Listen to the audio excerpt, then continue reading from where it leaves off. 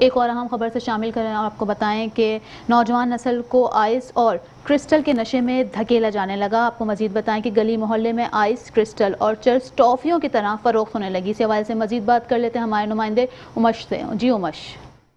ہاں جی بالکل، نوجوان نسل کو آئس اور کرسٹل جیسے مہلک نشوں کی دلدل میں دھکیلا جا رہا ہے، جبکہ گلی محلوں میں آئس، کرسٹل اور چرس ٹافیوں کی طرح فروخت ہونے لگی. کماڑی کے مختلف علاقوں میں منشیات فروش بے لگام ہو چکے ہیں اور آئس، کرسٹل، افیون اور چرس کی کھلے عام فروخت جاری ہے.